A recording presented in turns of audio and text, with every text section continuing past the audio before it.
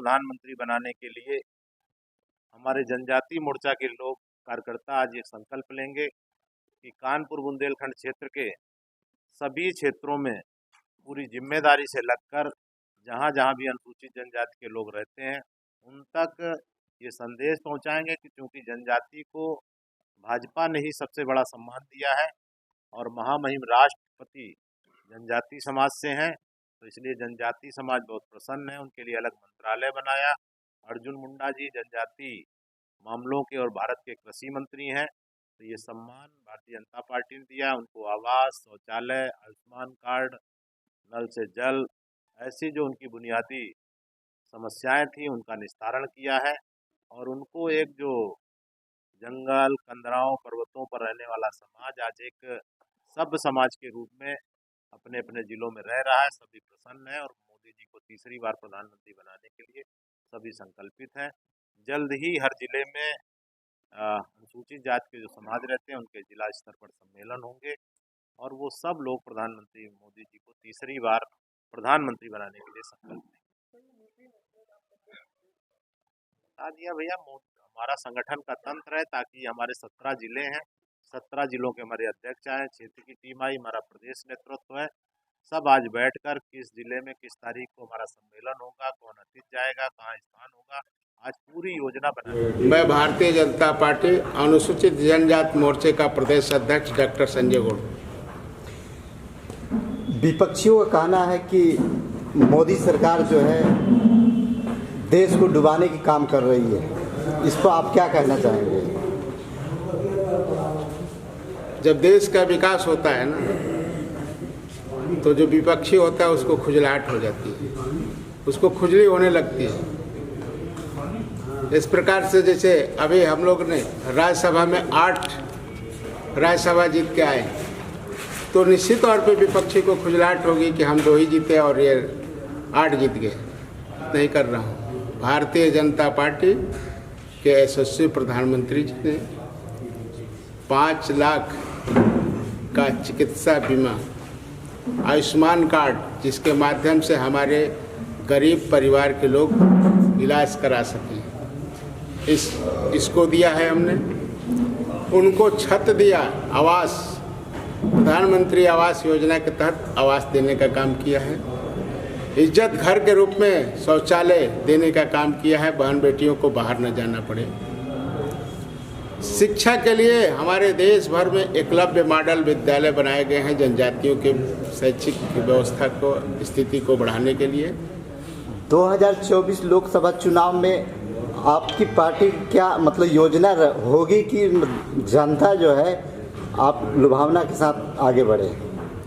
Bharatiya Janata party किसी को लुभाने का प्रयास नहीं करती है। अगर लुभाना होता तो हम नोटबंदी नहीं किए होते। नोटबंदी से हमारे जितने आतंकवादी थे टूट गए। आपको आतंकवादियों नज़र नहीं आ रहे होंगे, ना किसी का नाम आ रहा होगा। इस प्रकार का काम भारतीय जनता पार्टी करती है। चाहे उनके व्यक्तिगत लोग हों, पार्टी के लोग भी होंगे, अगर गलत करेंगे तो उनको भी अरेस्ट कर सकती है। यह भारतीय जनता पार्टी का कल्चर है। निश्चित तौर पर गरीब समाज, शोषित वंचित समाज के साथ खड़ा होने वाली अगर कोई पार्टी है तो भारतीय जनता पार्टी है। सर, 2024 के लोकसभा चुनाव के जो है तैयारियां बड़ी पार्टी लोग कर रही हैं, भारतीय जनता पार्टी की क्या तैयारियां विशेष हैं? भारतीय जनता पार्टी की कोई तैयारी नहीं है। भारतीय जनता पार्टी जो लाभार्थियों को लाभ दे रही है, बस उस तक पहुंचने का हमारा संकल्प है कि हम उन तक, हमारे जनजातीय मोर्चे के पदाधिकारी उन तक पहुंचेंगे और अपना संदेश देंगे भारतीय जनता पार्टी के कि कौन कौन से आपकी योजनाएं चल रही है, कौन कौन सा लाभ वाला काम चल रहा है, आपको मिला कि नहीं मिला। जो इसको नहीं मिला उनको जोड़ने का काम हो रहा है, जिनको मिल गया उनको सम्मान करने का काम हो रहा है। हमारे प्रधानमंत्री जी सीधे प्रणाम पत्र भेजा हुआ है उनको घरों तक। देश पर अभी तक लगभग 170 लाख करोड़ कर्ज बताया जा रहा है, इस पर आप क्या कहना चाहेंगे? ये तो कहने की बातें हैं। आपको 170 लाख करोड़ कर्ज बताया जा रहा है, लेकिन हम पूरे विश्व में तीसरे स्थान पे खड़े हो गए हैं आर्थिक विकास के रूप में। नहीं तो विरोधी तो यही कह रहे हैं कि 2014 तक जो है 55 लाख या 60 लाख समथिंग जो है कर्ज था और मोदी सरकार की योजना आने से इतने कर्ज क्यों बढ़ गए? उनको खुजलाहट हो रही है कि सीधे नरेंद्र मोदी दबे कुचले लोग ही शोषित वंचित लोगों से संपर्क में आ गए हैं। उनको अनाज देने के काम करके हम लोगों से दूरी बना रहे हैं, उनको आयुष्मान कार्ड देकर हम लोगों से दूरी बना रहे हैं, उनको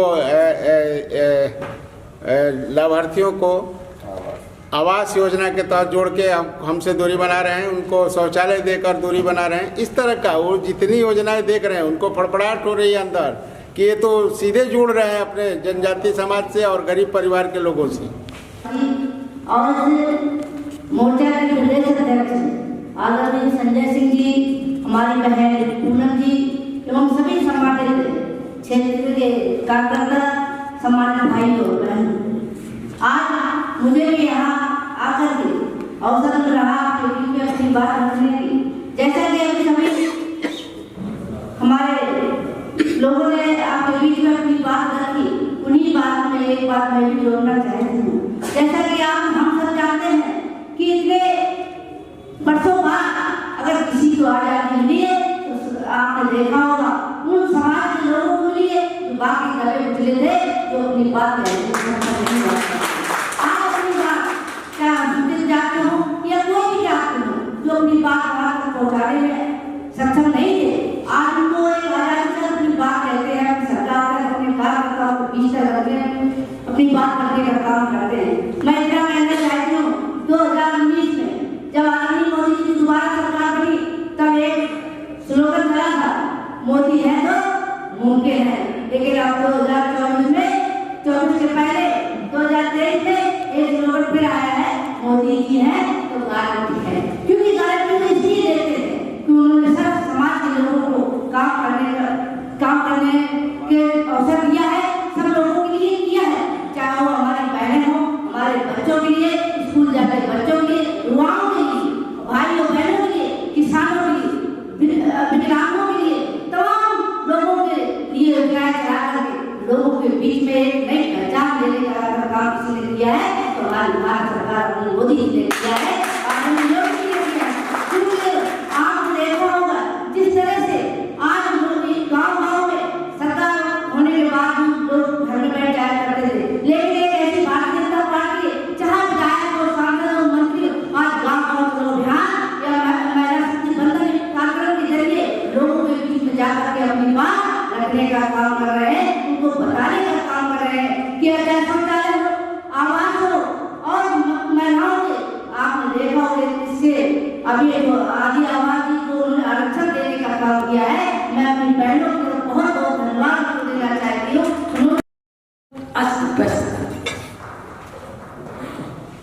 किया है, कोई बोलता है मैं यादव हूँ, कोई बोलता मैं पंडित हूँ, कोई बोलता मैं ठाकुर हूँ, कोई बोलता मैं अनुसूचित हूँ, कोई पिछड़ा, मतलब तमाम जातियों में बांट करके हमारा जो समाज है उसको बिखरा दिया और बिखरा करके क्या किया, उनको वोट बैंक में तब्दील करने का काम किया, तमाम भ्रांतियां फैला।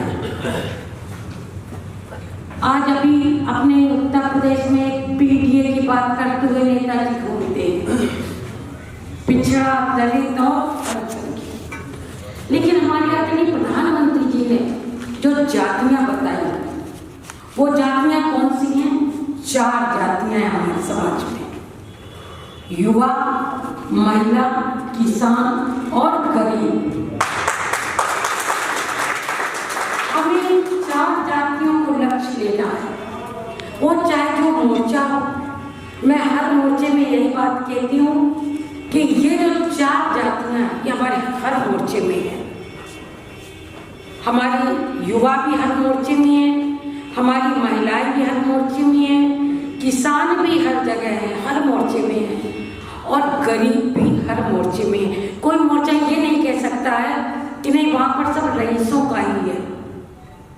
पहले 2014 से पहले भ्रांतियां फैलाई गई कि भारतीय जनता पार्टी से अगड़ों की पार्टी है, रईसों की पार्टी है, लेकिन आदरणीय प्रधानमंत्री मोदी जी जब से बने हैं तब से ये सबने जान लिया और मान भी लिया कि ये पार्टी देश के 140 करोड़ लोगों की पार्टी है। इसमें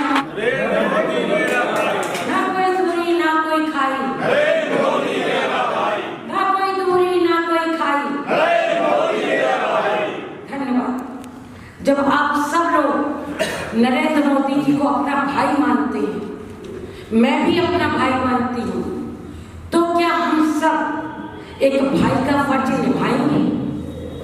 जरूर। बोलिए। बिल्कुल। हम लोग किसी को सोचने की जरूरत नहीं है। हम सबको अभिभावक के रूप में माननीय योगी जी मिले, माननीय मोदी जी मिले हैं। आप सब जानते हैं बाबा साहब को कितना लोगों ने लाभ दिया है। बाबा साहब को विचार को फैलाने का काम नहीं किया, फैलाने का काम लोगों ने नहीं किया है। बाबा साहब के नाम पर लोगों ने राजनीति की। अगर आप बताइए बाबा साहब ने कभी विरोध किया क्या? देश का विरोध कभी किया क्या? पर बाबा साहब के नाम पर राजनीति करने वाले लोगों ने देश का विरोध किया, देश को खंडन करने का काम किया।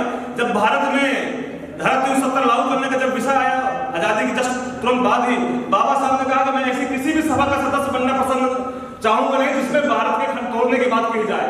और बाबा साहब ने जब 370 की चर्चा हो रही थी, बाबा साहब ने सीधे उस सभा का बाइकआउट किया, सभा से बाहर चले गए। तो बाबा साहब ने हमेशा देश को जोड़ने का काम किया है। बाबा साहब ने हमेशा समाज समरसता लाने का काम किया है। और अब कल्पना करिए कि बाबा साहब के साथ जिस प्रकार से घटनाएं हुई, जिस प्रकार से लोग उन्होंने समाज का जो झेला, अगर किसी अन्य व्यक्ति को मिला होता तो उसने जरूर उसके लिखा संविधान में पक्षपात होता। पर बाबा साहब ने कभी ऐसा अवसर कुछ नहीं दिया। ये हम सब लिए गौरव का विषय है और ये सब चीज बताने की जरूरत है। और आज के युवाओं को अगर हम सब चीज ठीक से बताएंगे तो हमारे इस राष्ट्रवादी विचार से लोग जुड़ने का काम करेंगे। हमको कोई जरूरत नहीं किसी पीछे भगने की, हमको जरूरत है अपने समाज का नेतृत्व करने की। आज भाजपा ने हमको अवसर दिया है, आज भाजपा ने हमको आगे आने का अवसर दिया है। इस सब का हमको लाभ उठाना है, समाज में एक नेतृत्व पैदा करना है।